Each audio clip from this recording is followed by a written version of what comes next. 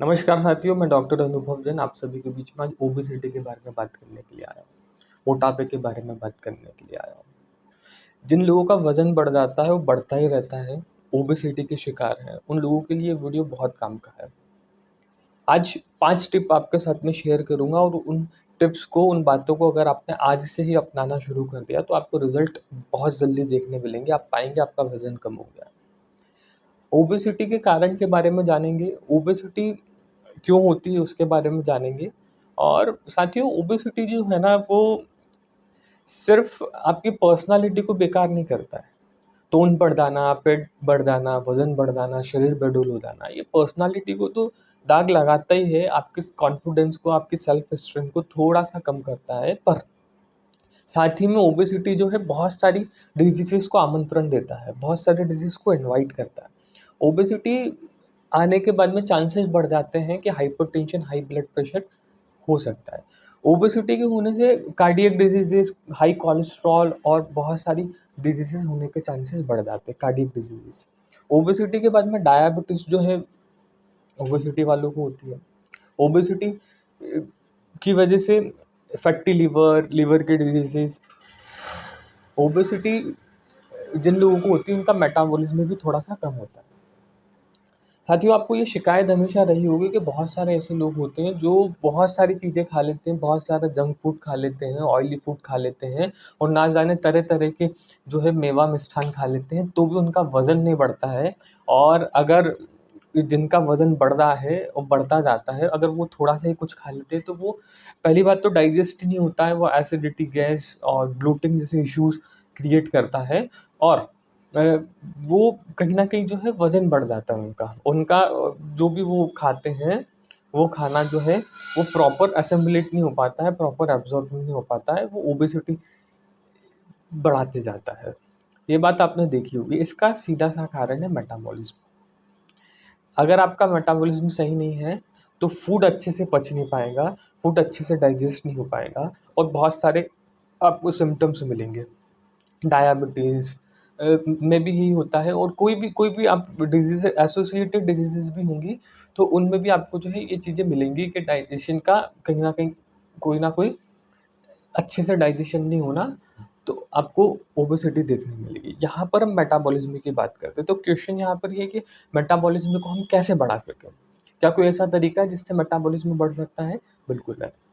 ध्यान से सुनिएगा, मेटाबॉलिज़्म बढ़ाने के 5 आपको ऐसे टिप्स देने वाला हूँ और अगर एक बार मेटाबॉलिज़्म सही से बढ़ गया, तो फिर आप अगर सो भी रहे होंगे ना, सोते-सोते भी आपका मेटाबॉलिज़्म अगर अच्छा रहा, तो वज़न आपका कम होगा। बॉडी में फैट टिश्यूज़ कम होते जाएँगे, मसल्स बढ़ते जाएँगे। डाइट का भी इसमें रोल होता है, डाइट के बारे में भी बात करेंगे। तो आइए समझते हैं। नंबर 1 क्या होता है ना कि डाइजेशन कैसे सही होता है? हमारी बॉडी में, हमारे जीआई ट्रैक्ट में, गैस्ट्रोइंटेस्टाइनल ट्रैक्ट जो है उसमें गुड बैक्टीरियाज़ का बहुत ज़्यादा रोल होता है इंटेस्टाइन में। जब ये गुड बैक्टीरियाज़ जो है एडिक्वेट अमाउंट में होते हैं, सही मात्रा में होते हैं, तो सही से हमारा खाना पचता है और गैस, एसिडिटी और ये सब चीज़ें नहीं होती है। और जब ये गुड बैक्टीरियाज़ जो है कम होते हैं, तो फिर ये सारे इश्यूज़ हमको होने लगते हैं, ओबेसिटी वगैरह ये सारी चीज़ें। तो यहाँ पर हमें फ़ोकस करना है कि गुड बैक्टीरिया को हम कैसे अच्छा कर सकें, कैसे हम बढ़ा सकें। गुड बैक्टीरिया को बढ़ाने का एक तरीका है फाइबर्स। फाइबर्स जो हैं अगर आपके पास में आप जो है प्रॉपर तरीके से फाइबर ले रहे हैं अपने मील्स में, अपनी डाइट में, तो फिर गुड बैक्टीरियाज़ जो है सही अमाउंट में होते हैं, एडिक्वेट अमाउंट में होते हैं और डाइजेशन अच्छे से होता है। फाइबर में मैं सबसे ईज़ी और सबसे आसान मानता हूँ कुकुम्बर, खीरा। आप जब भी खाना खाने बैठे हैं तो 2 खीरा जो है आप खाने का नियम बनाइए, खाने से पहले जो है 2 खीरा पहले खाएँगे, उसके बाद में आप जो है आपका बाकी की मील खाएँगे। इससे ना 2 चीज़ें होने वाली हैं। जब भी आप फाइबर्स लेते हैं ना, तो फाइबर जो है वो गैस्ट्रोइंटेस्टाइनल ट्रैक्ट में मोपिंग का काम करता है, ये पोछा लगाने का काम करता है, आपके डाइजेशन को जो है एकदम साफ़ बनाता है, क्लियर बनाता है, क्लीन करता है। दूसरा क्या होगा कि आप जब अच्छे से जो है फाइबर्स ले लेंगे, तो फिर आप जो है कार्बोहाइड्रेट्स कम लेंगे।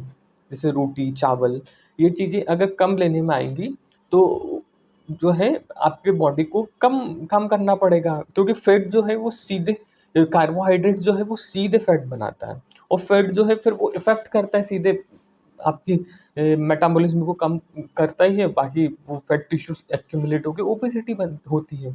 तो यहाँ पर जो है हमें फाइबर्स लेना है, जितना हो सके उतना ज़्यादा फाइबर्स लीजिए, क्योंकि अगर आपने 30 ग्राम के आसपास अगर फाइबर्स इधर से ले लिया कुकुम्बर वगैरह से, थोड़ा बहुत आपके डाइट में हो जाएगा तो बहुत है सफिशिएंट 50 ग्राम फाइबर्स एक दिन में।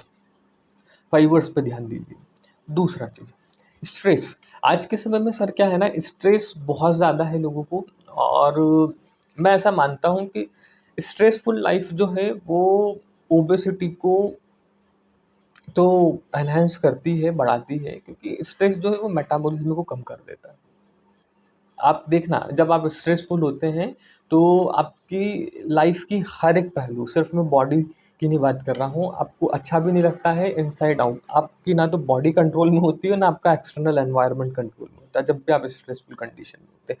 तो स्ट्रेस को अवॉइड करने के लिए सबसे अच्छा तरीका है जी, आप डीप ब्रीदिंग लीजिए। जब भी आप स्ट्रेस में होते हैं तो आप जो है सिर्फ डीप ब्रीदिंग लीजिए, आराम से स्लोली स्लोली 5 बार अगर डीप ब्रीथ करेंगे आप आराम से, उसको प्राणा ब्रीदिंग कहते हैं, बेली ब्रीदिंग कहते हैं। आप जो है वो पेट से आराम से ब्रीदिंग लीजिए। अभी तो हम फेफड़ों से ब्रीथ करते हैं, लंग से ब्रीथ करते हैं। अगर आप प्राणा ब्रीदिंग करेंगे, आप डीप ब्रीथ लेंगे तो बहुत अच्छा होगा। ये आपका शॉर्ट टर्म मेडिटेशन हो जाएगा और स्ट्रेस को आप इंस्टेंट जो है वो किल कर पाएंगे। तो स्ट्रेस नहीं रहना है, क्योंकि स्ट्रेस अगर ज़्यादा बढ़ जाता है तो एंजाइटी और डिप्रेशन तक जाता है। और जब एंटी डिप्रेसिव मेडिसिन आती है तो वो मेडिसिन भी कई बार जो है मोटापा बढ़ाने का काम करती है। इसी से कनेक्टिंग में पॉइंट नंबर आपके पास मैं 3 ला रहा हूँ। पहला पॉइंट मैंने आपको बोला फाइबर इंटेक बढ़ाइए। दूसरा पॉइंट मैंने आपसे बोला सर कि आपको जो है स्ट्रेस नहीं लेना है, स्ट्रेस को रिजॉल्व करने के तरीके ढूंढना है, स्ट्रेस को रिजॉल्व करिए। और तीसरा मैंने बोला मेडिकेशन। सेल्फ मेडिकेशन आज के समय में बहुत बड़ी प्रॉब्लम है सर। अब वो सेल्फ मेडिकेशन या तो ऐसा हो सकता है कि आप अपनी नॉलेज से आपने कुछ जो है मेडिसिन फास्ट एड के नाम पे रख रखी, या फिर आपको कोई भी थोड़ा सा बुखार आया, थोड़ी सी छींक आई और आप सीधे मेडिकल वाले के पास गए, केमिस्ट के पास में गए। केमिस्ट वाले ने आपको कहा कि साहब ये पैरासीटामोल से क्या होगा, ये 2 मेडिसिन और ले लीजिए आप, इससे आपको रिलीफ मिलेगा। वो 2 मेडिसिन क्या थी वो आपको पता नहीं है। वो 2 मेडिसिन का कोई हिसाब नहीं, आपको कुछ पता नहीं है, और आप जाने अनजाने में कई बार जो है वो सेल्फ मेडिकेशन करते रहते हैं और एंटीबायोटिक्स लेते रहते हैं। और एंटीबायोटिक्स जो है वो आपके गट के बैक्टीरिया को बिल्कुल नष्ट करता है, और आपके डाइजेशन से इशू होते हैं, आपको कमज़ोरी लगती है। अगर आप बिना काम, बिना किसी चीज़ की अगर एंटीबायोटिक ले रहे हैं जहाँ पर ज़रूरत नहीं है, और यकीन मानना बहुत सारे फीवर्स में एंटीबायोटिक की ज़रूरत नहीं पड़ती है। एक डॉक्टर होने के नाते मैं एक बात बता रहा हूँ आपको कि एंटीबायोटिक जो है वो सिर्फ एक डॉक्टर की परामर्श के थ्रू लीजिए। डॉक्टर अगर आपको एंटीबायोटिक प्रिस्क्राइब करते हैं तो लीजिए, क्योंकि एक डॉक्टर को पता होता है कब एंटीबायोटिक देना है, कब एंटीबायोटिक नहीं देना है, कब जो है दूसरी मेडिसिन से भी काम हो जाएगा। सर्दी खांसी में अगर थोड़ा बहुत बुखार आया तो एंटीहिस्टामिनिक ड्रग से काम हो सकता है, उसके लिए एंटीबायोटिक पे जाने की ज़रूरत नहीं है। तो अननेसेसरी एंटीबायोटिक ना लीजिए। और मैं अपना पॉइंट आपको कंप्लीट करता हूँ जी। एंटीबायोटिक को नहीं लेना है, सेल्फ मेडिकेशन नहीं करना है, क्योंकि आज के समय में हालत ये है कि एस्प्रिन, डिस्प्रिन, क्रोसिन, कॉम्बीफ्लेम और बहुत सारी ऐसी मेडिसिन जो है हमारे पास में पड़ी होती है फास्ट एड के नाम पे, और वो फटाफट हम लोग लेते जाते हैं। तो वो सेल्फ मेडिकेशन भी नहीं करना, वो भी थोड़ा डेंजरस है। और फिर क्या करें, अगर बुखार आ जाए, कुछ ऐसा कोल्ड कफ हो जाए, तो उसके लिए आप होम रेमेडीज़ करिए, ठीक है। जब आप होम रेमेडीज़ करेंगे, छोटी छोटी चीज़ें, अदरक हो गया, जीरा हो गया, ऐसी बहुत सारी वीडियोस मैं आपके लिए लेके आऊँगा इस चैनल पे। पर होम होम रेमेडीज़ ज़रूर करिए। अगर आप होम रेमेडीज़ करेंगे तो आपको मेडिसिन लेने की ज़रूरत ही नहीं पड़ेगी साहब। तो या होम्योपैथी ट्राई करिए आप, आयुर्वेदा ट्राई करिए, पर मेडिकेशन जो है इतनी आसानी से नहीं लीजिए, डॉक्टर की परामर्श से लीजिए। इस वीडियो का सेकंड पार्ट मैं बनाऊँगा और बाकी के पॉइंट्स कवर करूँगा, कुछ होम्योपैथी मेडिसिन भी कवर करूँगा। आज के लिए इतना ही, सेकंड पार्ट में हम मिलते हैं। अगर वीडियो अच्छा लगा हो तो लाइक करिएगा, सब्सक्राइब करिएगा और चैनल को